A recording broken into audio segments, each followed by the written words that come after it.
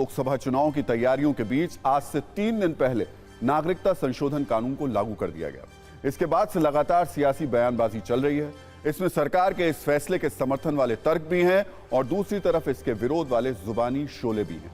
CAA पर बयानबाजी, बहस और बवाल के बीच आज गृह मंत्री अमित शाह ने एक न्यूज एजेंसी के साथ पॉडकास्ट में विरोध वाले सवालों का चुन चुनकर जवाब दिया है।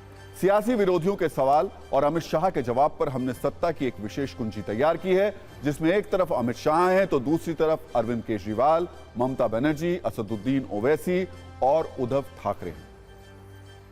तो बिना वक्त गवाए पहले राउंड की शुरुआत कर लेते हैं, जिसमें रोहिंग्या के मुद्दे पर सियासी रण है। गृह मंत्री अमित शाह ने रोहिंग्या को लेकर पूछा कि इस मुद्दे पर अरविंद केजरीवाल चुप क्यों हैं। दरअसल अरविंद केजरीवाल का कहना है कि सीए लागू होने से शरणार्थियों को नागरिकता मिलेगी, जो खतरनाक है क्योंकि इससे कानून व्यवस्था बिगड़ेगी, लूट और चोरियां बढ़ेंगी। अमित शाह ने इसके जवाब में कहा ये वो लोग हैं जो 2014 के पहले से यहां रह रहे हैं। यह भी कहा कि अगर केजरीवाल इतने ही परेशान हैं तो वो बांग्लादेशी घुसपैठियों की बात क्यों नहीं करते। दिल्ली के मुख्यमंत्री अपने भ्रष्टाचार के उजागर होने से अपना आपा खो बैठे हैं। उनको मालूम नहीं है कि ये सारे लोग आ चुके हैं, आज भारत में ही रह रहे हैं। सिर्फ इनको अधिकार नहीं मिला है, वो अधिकार देने की बात है।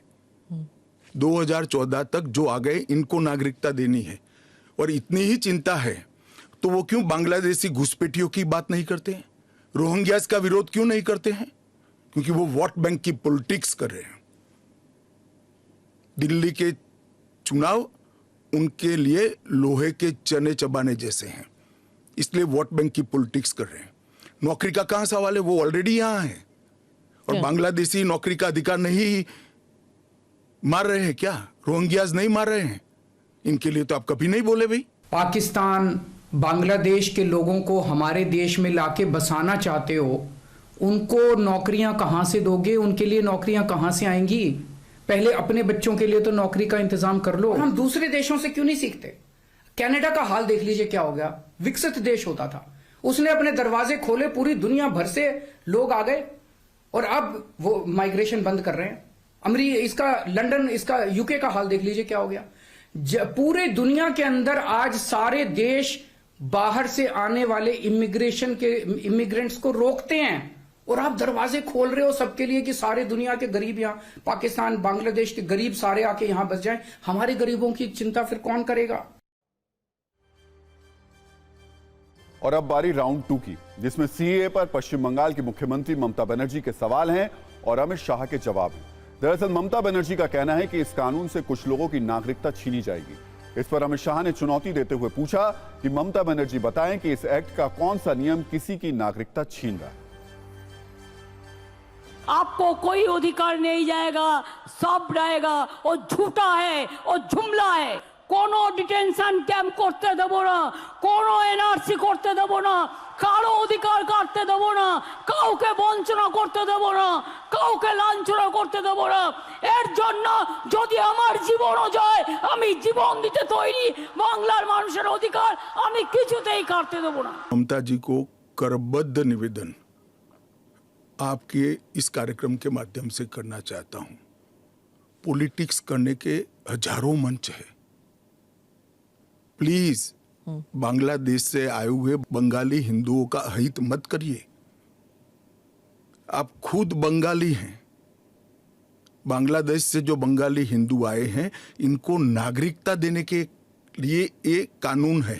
ममता जी को मैं खुली चुनौती देता हूं, इस कानून की धारा में से किसी की नागरिकता छीनने की एक धारा वो बता दे सार्वजनिक रूप से। वो खौफ पैदा कर रही है, हिंदू और मुसलमानों के बीच में विवाद कराना चाहती है, अपनी वोट बैंक का कंसोलिडेशन करना चाहती है। ममता जी इसको मत रोकिए, करने जैसा काम है घुसपैठ रोकिए। और सीए पर जुबानी चिंगारियों वाला राउंड 3 और भी ज्यादा विस्फोटक है, क्योंकि सवाल मुस्लिमों की राजनीति करने वाले एआईएमआईएम के अध्यक्ष ओवैसी के हैं और जवाब अमित शाह के। ओवैसी का तर्क है कि सीए के जरिए मुस्लिमों को टारगेट किया जा रहा है, जबकि गृह मंत्री अमित शाह का कहना है कि देश के मुस्लिमों से सीए का कोई संबंध नहीं। ये एक्सरसाइज ये जो लॉ है ये रिलीजन की बुनियाद पर बनाया गया, ये डिस्क्रिमिनेटरी है, अनकॉन्स्टिट्यूशनल है। हम ये बताना चाह रहे हैं कि CAA एक्ट को सिर्फ आप CAA से मत देखिए, इसको आपको NPR से और NRC से जोड़कर देखना पड़ेगा। और जब वो होगा तो जाहिर है उसमें सबसे ज़्यादा निशाना बनेंगे मुसलमान, दलित, आदिवासी और गरीब लोग। एंटी मुस्लिम कैसे है? ये बना है कि जिस पर धार्मिक प्रताड़ना होती है इसको देंगे, और अगर वो और मुसलमान भारत के पुराने हिस्से से मुसलमानों पर इसलिए धार्मिक प्रताड़ना नहीं हो सकती कि तीनों देश घोषित इस्लामी स्टेट है। कौन करेगा धार्मिक प्रताड़ना? कौन करेगा इस्लाम के अनुयायियों के साथ? ये तीनों देश घोषित इस्लामिक स्टेट इनके नाम के अंदर है, इनके संविधान में है। CAA का कानून अभी चर्चा पर है। एक, इसमें NRC का कोई प्रोविजन नहीं है। 2, इसमें किसी की नागरिकता छीनने का कोई प्रोविजन नहीं है। तो नागरिकता संशोधन कानून पर जुबानी चिंगारियों वाले राउंड 4 में अमित शाह के सामने उद्धव ठाकरे हैं। उद्धव ठाकरे का कहना है कि यह भेदभाव लाने वाला कानून है, इसे चुनावी हथियार बनाकर इस्तेमाल किया जा रहा है। जबकि अमित शाह का कहना है कि उद्धव ठाकरे CAA पर अपना रुख स्पष्ट करें, यह कानून चाहिए या नहीं चाहिए, क्लियर करें।